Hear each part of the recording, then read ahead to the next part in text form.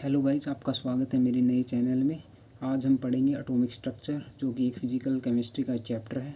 11th का एक chapter है। बहुत ही इम्पोर्टेंट चैप्टर है, क्योंकि अब की बार जी मेंस 2022 में इसमें से क्वेश्चन आए हैं। बहुत ज़्यादा क्वेश्चन आए जो कि एक्सेप्ट नहीं थे, लेकिन बहुत ज़्यादा क्वेश्चन अब की बार एनटीए ने इसके अंदर से डालें और सीधे फॉर्मूला बेस्ड क्वेश्चन डाले हैं। ना इसमें बच्चों को फंसा गया, सीधे फॉर्मूले जिस बच्चे को याद थे वो क्वेश्चन को ले गया और क्वेश्चन आसानी से बन गया।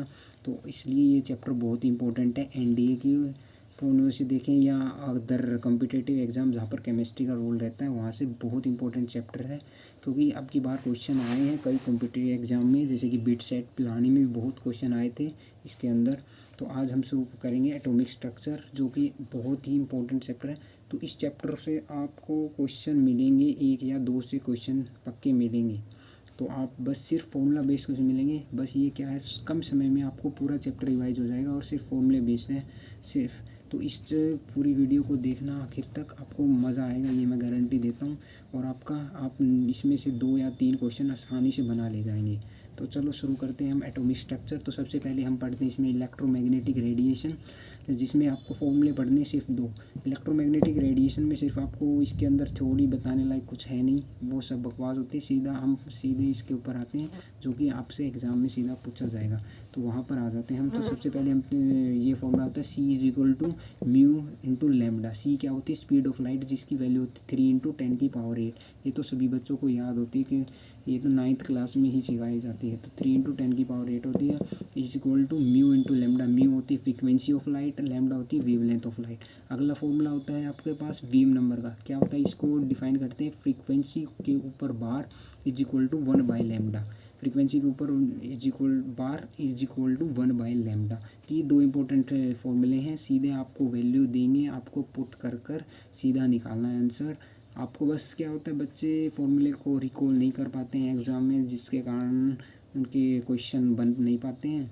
तो आपको सिर्फ फॉर्मूले याद होने चाहिए और कुछ नहीं, क्वेश्चन बन जाएंगे। और कुछ यूनिट्स भी पूछी जाती हैं एग्ज़ाम में, जैसे कि 1 पिकोमीटर किसके बराबर होती है, 10⁻⁻15 मीटर के बराबर। आपको क्या दे देंगे, मीटर में दे देंगे और पूछ लेंगे पिकोमीटर में चेंज करो, तो यहाँ से आप आसानी से चेंज कर लेंगे। और 1 पिकोमीटर किसके बराबर होती है, 10⁻12 मीटर के बराबर। 1 आर्मस्ट्रॉन्ग किसके बराबर होती है, 10⁻10 मीटर के बराबर। 1 नैनोमीटर होती है आपके पास 10⁻9 मीटर के बराबर। और 1 μm होती है, वो कितनी होती है, 10⁻6 मीटर के बराबर। और आगे आते हैं, आपके पास रेज आती हैं, ये भी आपने पढ़ी होंगी, फिजिक्स में भी आती हैं। जो आपका इलेक्ट्रोमैग्नेटिक वेव का वाला चैप्टर है, वहाँ से EM वेव वाले चैप्टर से वहाँ पर सिर्फ इनके बारे में बताया गया। तो आप अगर यहाँ याद नहीं होती, आपको फिजिक्स के चैप्टर जो है 12th क्लास का जो चैप्टर है EM वेव, वहाँ इसको बिल्कुल अच्छे से समझा रखा है। तो चलो फिर भी यहाँ याद होनी चाहिए, तो आपको फिजिक्स में भी हेल्प होगी सिर्फ। तो यहाँ पर क्या होती है, हमारे पास ये 8 प्रकार की होती है। हमारे पास रेडियो वेव होती है, माइक्रोवेव होती है, विजिबल होती है, इंफ्रारेड, ये अलग अलग होती हैं, ठीक है। और ये फिर आ जाती है आपके पास UV रेज होती है, फिर हो जाती है एक्स रेज हो जाती है, फिर गामा रेज होती है, फिर कॉस्मिक रेज हो जाती है। तो ये आपके पास वेव्स होती हैं, ठीक है। तो आपको पता है, देखो आपने क्या देखा है, जो वेवलेंथ होती है वो इंक्रीज़ होती है जब हम कॉस्मिक रेज और रेडियो वेव की तरफ बढ़ते हैं। तो हमारे पास वेवलेंथ इंक्रीज़ होती है, फ्रीक्वेंसी कम हो जाती है। क्यों? क्योंकि सर हमें फॉर्मूला पता है, हमारे पास C = μ × λ होता है। अगर हमने वेवलेंथ को बढ़ा दिया, ये वेवलेंथ होती है, ये फ्रीक्वेंसी ऑफ लाइट होती है। अगर मैंने वेवलेंथ को बढ़ाया तो हमारे पास म्यू जो है हमारे पास वो कम हो जाएगा, ये तो हमें पता है, ठीक है। अगर तो क्योंकि C हमारे पास क्या है, कांस्टेंट है, इसकी वैल्यू होती है 3 × 8, तो इसको तो मतलब कोई फ़र्क ही नहीं पड़ता, ये बड़े छोटे, तो ये तो कांस्टेंट है। अगर आपने वेवलेंथ बढ़ा दी तो आपके पास फ्रीक्वेंसी कम हो जाएगी, फ्रीक्वेंसी बढ़ा दी तो आपके पास वेवलेंथ कम हो जाएगी, उस तरीके से। अगली थ्योरी आ जाती है आपके पास प्लांक क्वांटम थ्योरी। ये भी इंपॉर्टेंट थ्योरी है। सिर्फ आपको एक फॉर्मूला याद होगा, सिर्फ इसमें से एक फॉर्मूला याद होगा, आप क्वेश्चन बना लोगे, सीधा क्वेश्चन आता है इसमें। E होती है एनर्जी ऑफ फोटोन हो जाती है, और H के आपके पास प्लांक कांस्टेंट, जिसकी वैल्यू होती है 6.63। ये है आपके पास इंटू में इंटू 10⁻34, ठीक है। और H न्यू फॉर 1 क्वांटम होती है, ठीक है। और आपने C/λ क्या होता है, म्यू, क्योंकि आपने शुरुआत में फॉर्मूला देखा था, ये फार्मूला यहाँ से इसको इसके अंदर सब्स्टिट्यूट कर रखा है, तो वहाँ से आप निकाल सकते हैं इस फॉर्मूले को। तो E = hc/λ = h न्यू। और ई इज इक्वल टू ये होती है 1 क्वांटम के लिए, और एन क्वांटम के लिए होता है आपके पास, वहाँ कुछ नहीं था, यहाँ एन आ जाएगा। तो एन क्वांटम के लिए अगर मान लो आपके पास एन में दे देंगे वैल्यू, तो आप एन की वैल्यू पुट करके निकाल सकते हो। ठीक है, सीधा भी एग्जाम में, ये तो वही एनडीए के तो सीधे एग्जाम में पूछ लेते हैं कि एन फॉर एन क्वांटम के लिए एनर्जी कितनी होगी फोटोन की, तो आप यहाँ से बता सकते हैं। अब मान लें कैलकुलेशन वाला क्वेश्चन आ जाए, और क्या है, अब हम एच की वैल्यू 6.63 है और उसकी वैल्यू सी की वैल्यू 3 × 10⁸ है, तो कैलकुलेशन करते करते टाइम भी जाएगा, जो कि टाइम बहुत इंपॉर्टेंट होता है एग्जाम में।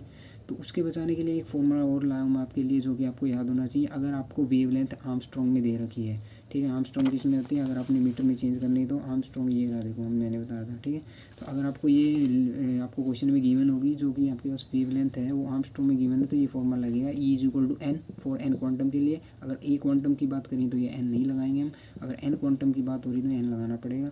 और फिर आपने क्या करना है, सीधा एच सी की वैल्यू आपको 12400 डाल देनी है।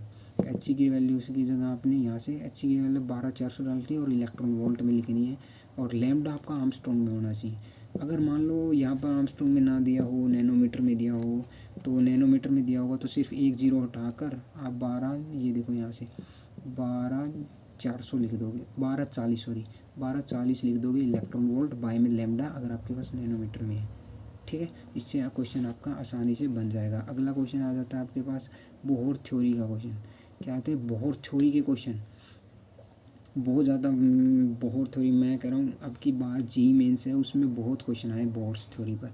तो भैया बहुत इंपॉर्टेंट थ्योरी है ये, इस पे क्वेश्चन तो आएगा ही आएगा, एनडीए में तो पक्का है, लिख लें तो ये ज़रूर आएगा। तो ये आपको इसमें 3 पॉइंट ही याद होनी चाहिए, आपको सिर्फ 3 पॉइंट्स और इसके होते हैं, मतलब 2 तो ऐसे ही होते हैं जो कि थ्योरी बेस्ड होते हैं, उनको पढ़ने की जरूरत नहीं है। एक ये जो होता है जो फॉर्मूला बेस्ड होता है, और इसमें कुछ और इंपॉर्टेंट फॉर्मूले होते हैं, तो वो देखते हैं हम। देखो सबसे पहले आ जाता है बोहर थ्योरी में हम पढ़ते हैं ऑर्बिट एंगुलर मोमेंटम।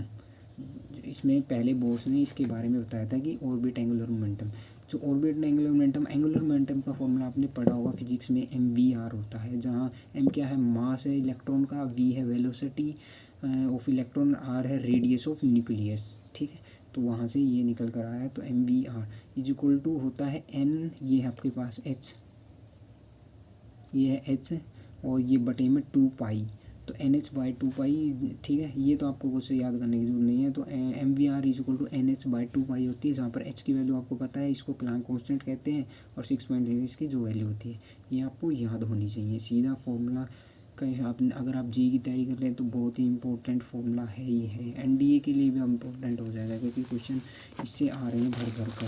आगे क्वेश्चन देखें तो हम बहुत ही इंपॉर्टेंट क्वेश्चन आ रहे हैं।